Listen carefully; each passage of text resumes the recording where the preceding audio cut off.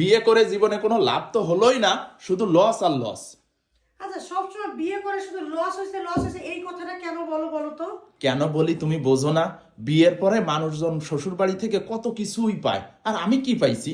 কেন তোমার শ্বশুরের এই জলজান্ত মেয়েটাকে পাইছো, এইটা নিয়ে খুশি থাকতে পারতেছো না? ওই মেয়েটাই তো বিয়ের পরে এখন মামার মাথা চাবাই খাচ্ছে। আচ্ছা, সমস্যা কি? তুমি কি আমার বাপের বাড়ি থেকে যৌতুক চাও?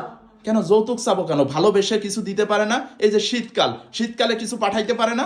এগুলা তো শিখবে না। কি? আমার বাপের বাড়ি থেকে শীতকালে কিছু পাঠায় না? প্রতি শীতে আমার মা হাড়ি ভরে পিঠা পাঠায়, হাড়ি ভরে। আর কি চাও তুমি? ওই শুধু পিঠাটাই পাঠায় কেন? আমরা আমার বোনের বাসায় আমি কি পাঠাই সেটা দেখতে পারে না? বা সেটা দেখে তুমি কিছু শিখে একটু বলতে পারো না? কি পাঠাও তোমার বোনের বাসায়? কি পাঠায় তুমি দেখো না? এখন তোমার বোনের বাসায় আমি নিজে পিঠা বানাই দিই, সেই পিঠা তোমরা পাঠাও। আর কি পাঠাও?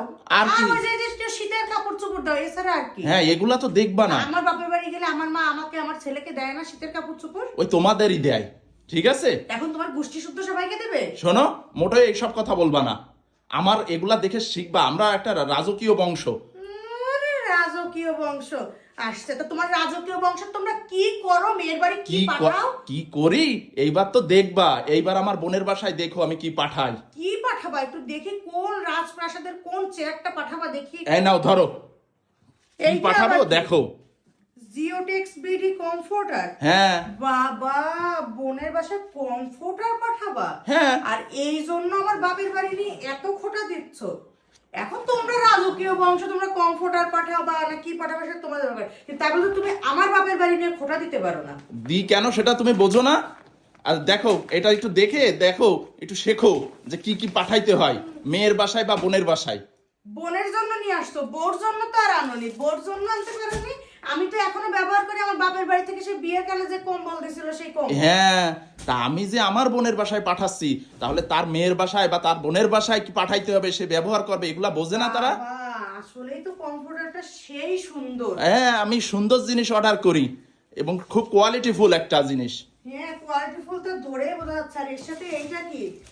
বিছানার চাদর, তাই না? হ্যাঁ।